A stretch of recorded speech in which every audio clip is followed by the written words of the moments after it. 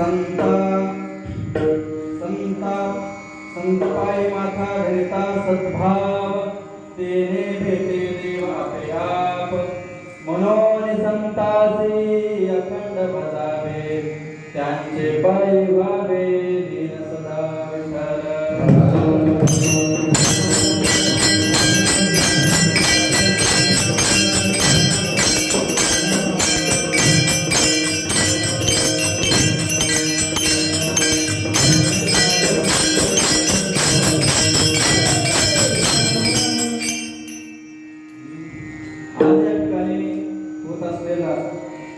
श्रावण मासानिमित्त सप्ताह आणि गोकुळाष्टमी निमित्त होत असलेला सप्ताह, या सप्त्याला 150 वर्षांमध्ये वर्ष झालेले आहे, बरोबर आहे.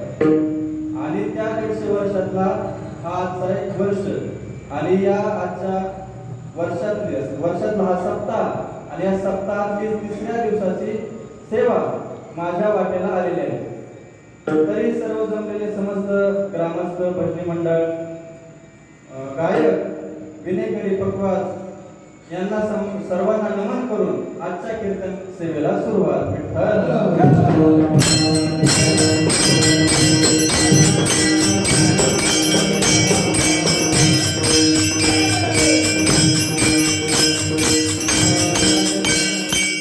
प्रस्तुत प्राप्त प्रसंग आणि सेवेकरिता निवडलेला अभंग, पंढरपूरचे असणारे फडकरी, पंढरपूरचे असणारे वतनदार आणि पांडुरंग परमात्म्याचे असणारे लाडके लढीवाळ असणारे भक्त म्हणजे श्री संत नामदेवराय यांचा हा अभंग असून हा अभंग 4 चरणाचा आहे. आणि या अभंगातून नामदेव महाराज 4 भूमिका सांगताना आपल्याला पाहायला मिळतात. पहिल्या चरणामध्ये नामदेवराय भूमिका मांडतात. काय भूमिका मांडतात? तर देवाच्या प्राप्तीसाठी कोणता रस्ता धरला पाहिजे हा मार्ग पहिल्या चरणात सांगतात. संत पायी माथा धरिता सद्भाव तेने भेटे देव. दुसरी भूमिका काय सांगतात? तर आपल्याला जे भगवंतापर्यंत जाण्याचं जे साधन आहे त्या साधनाप्रती साधकाने कसं विनम्र राहिलं पाहिजे, त्यांच्या चरणी कसं विनम्र राहिलं पाहिजे ते दुसऱ्या चरणामध्ये सांगतात. मनोनी संताचे अखंड भजावे त्यांचे पायी व्हावे लीन सदा. आणि 3ऱ्या चरणामध्ये नामदेवरायांनी भगवान परमात्म्याचा पत्ता सांगून टाकला. काय सांगितलंय? संता घरी देव कामधंदा करी पितांबर जरी वैछाया. आणि शेवटी नामदेवराय काय म्हणतात? तर देवाची अशी इच्छा आहे की सगळ्या संतांचा आपल्याला जन्मोजन्मी सत्संग लाभो.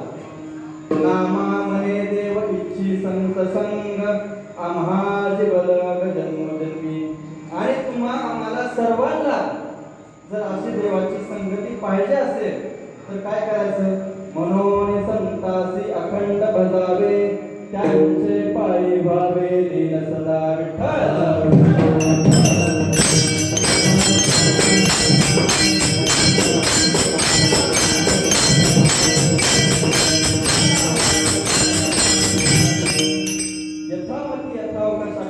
अभंगाचा अर्थ पाहिला.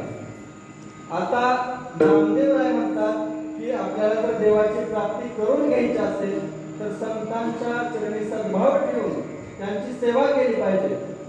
पण प्रश्न असा पडतो की भगवान परमात्म्याची प्राप्ती कशाकरिता करायची?